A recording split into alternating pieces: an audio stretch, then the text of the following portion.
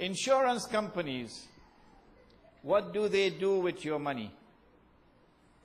They have to pay claims.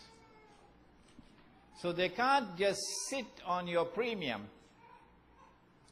They have to try to get the premium to grow.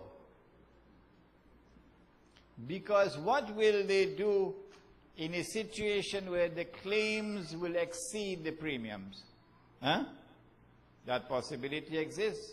So an insurance company has to act swiftly to ensure that its capital sums will grow, increase. So what did they do? The first thing that they do is put the money in a fixed deposit. Every insurance company does that. And then a part of their portfolio, not all, this has to be a secure, risk-free investment, the fixed deposit. But with another part, they could play the market. It's called speculative transactions. You buy, anticipating that by 4 o'clock in the afternoon the price will rise.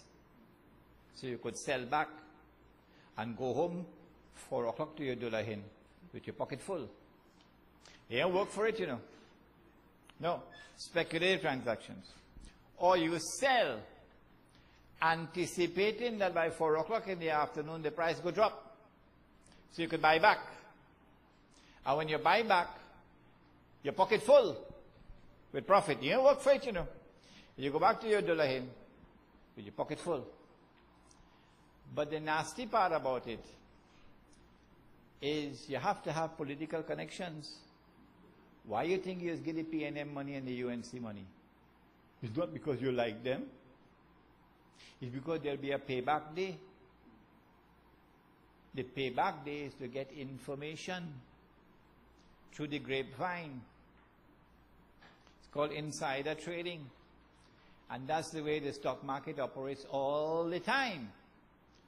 But in order for the stock market to be able to go to church on Sunday morning and look refined, they have to catch somebody now and then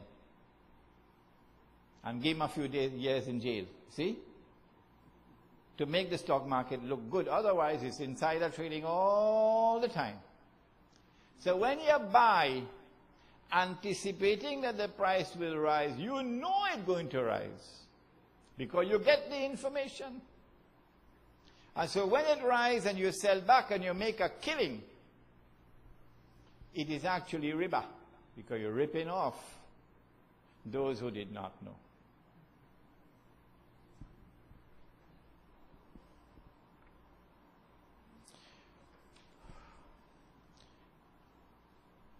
What should we do? I thought this question would come. You have some riba money. And you don't know what to do with it.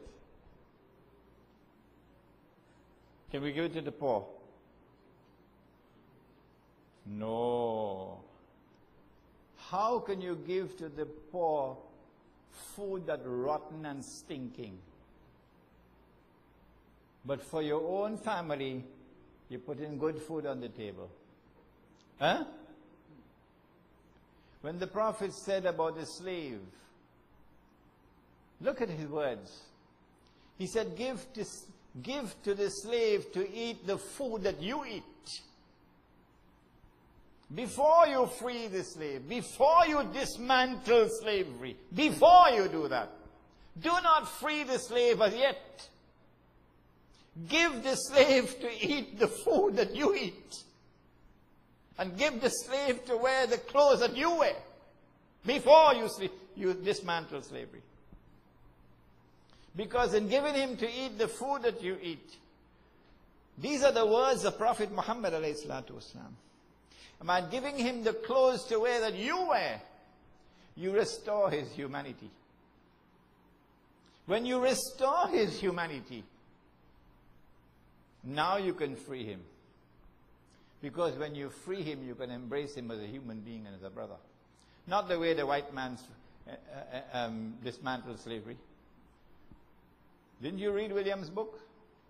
Capitalism and Slavery? You must read it. Why did they dismantle slavery? It was not for humanitarian reasons. They didn't want to give Williams his PhD because he exposed them. And so, do not give to the poor what Allah has made haram to all mankind. Well, then what can you do with the riba money? In Singapore, they say, well, you could build a toilet with it. And you could pay the electricity bill for the masjid with it. Did Allah say so? Did the Prophet say so? Not at all. You're making halal what Allah made haram. You cannot use it yourself. You cannot use it for others. Well, then what can you do with it? Well, I will tell you what I would do with it. You decide what you want to do with it. What I would do with it is use it to teach a lesson. I gave this lecture in Sydney, and a fella in Perth got the video. And he sat down with the Dullahin and he looked at the video. And he decided to do what I told him to do. I said, what I'll do is invite all my family, particularly children, get them something to eat and things, but before Maghrib. And after Maghrib, when the place gets dark, I turn off all the lights. So they're sitting down in the dark now. And I said, children, this money is, and I explained to them what the money is. And this money bad. And then I take a match, and I light the match, and I burn the money. And when the children see that money burning, it'll burn their hearts. And they'll never forget that lesson for the rest of their lives. So the fella in Perth, he had 1,800 Australian dollars, and he burned it.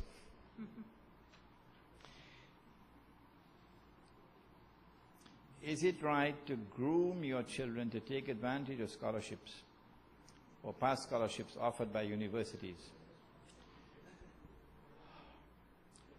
A Muslim is not allowed to accept a charitable gift, even if it be from government or some institution, a charitable gift, unless it is halal.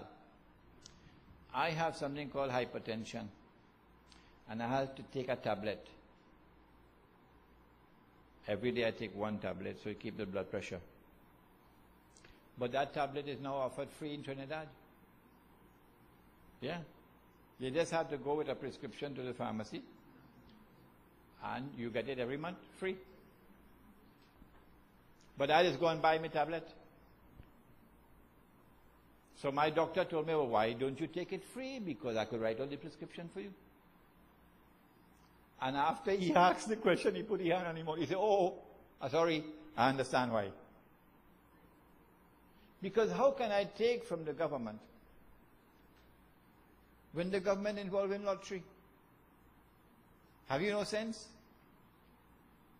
Government involved in lottery, you know. Government state-sponsored lottery. That money is not halal.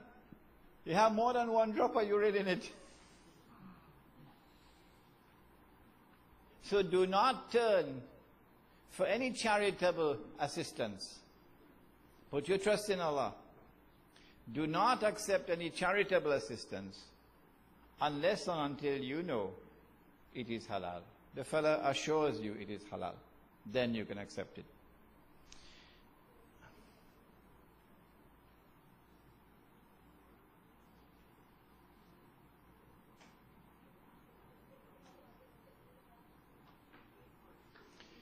Can you plant on land which does not belong to you? At the same time, it is not occupied. The answer is in Islam. Al-ardu lillah, the earth belongs to Allah. The ultimate ownership is with Allah. Any landlord who owns land which is not being used, you have the right in Islam to go and cultivate it. He can't stop you. And you have the right to remain on the land until you reap your crop. And after you've reaped your crop, if he says, no, I'm going to plant my land, well, you get out of my land. So in this way, you don't have absentee landlordism, denying the people the capacity to plant. In Turkey, they wanted to deny the masses the opportunity to plant and get food, to put them down in the dust, because Turkey is supposed to be an ally of Israel. And the Turkish masses in the countryside are Muslim, and they hate Israel. So you have to get the Turkish masses in the countryside to become poor and destitute, become slaves. That's why they attacked the Turkish money. To such an extent it became 1.6 million liras to $1 US.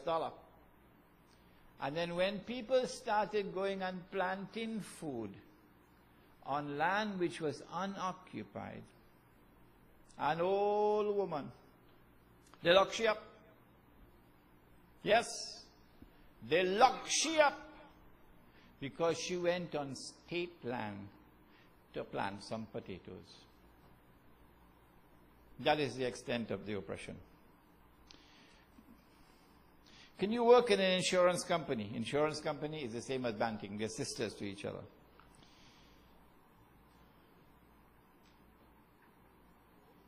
If you invest in a company and that company invests in a banking institution, does that money also become haram?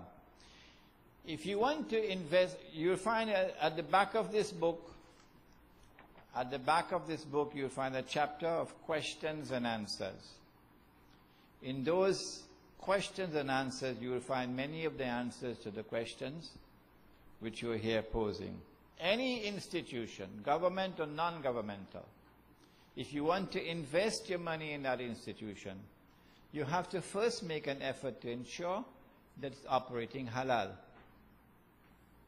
But I tell you, if you ever find such a company operating halal, you better don't talk about it too loud. Because once it is known that there is such a company, they'll destroy it. Can someone accept a government pension? The same thing I said earlier. If you have a contract, and the contract involves a return to you, it's a business relationship, then that is halal, because you work for it. This man is a money lender, and I just build roof for house, and I know he's a money lender. And he asked me to come and build his house, the roof. And I went and built the house, and he paid me with the interest money he have. Is it halal for me? Yes, it is.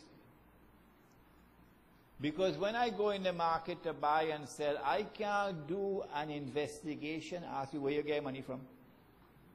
The Prophet never did that. No. Once I sell to you and you pay me, that money is halal for me. It may be haram for you, but not for me. Otherwise, every time you buy or you sell, you have to do an investigation. Get a detective and investigate how many years back? 2, 3 generations? No, that can't work. So that money is halal for me. So if the pension forms part of a business contract, that's different. But if it is something that is charitable, then of course, you will have to ensure. But with another part, they could play the market. It's called speculative transactions. You buy, anticipating that by 4 o'clock in the afternoon, the price will rise. So you could sell back and go home for money. They have to pay claims. So they can't just sit on your premium. They have to try to get the premium to grow. Because what will they do?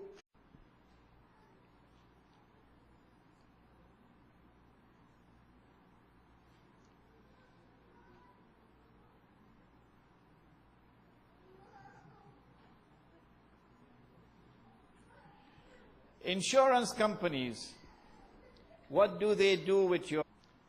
the first thing that they do is put the money in a fixed deposit. Every insurance company does that. And then a part of their portfolio, not all, this has to be a secure, risk-free investment, the fixed deposit. In a situation where the claims will exceed the premiums, that possibility exists. So an insurance company has to act swiftly to ensure that its capital sums will grow, increase. So what did they do?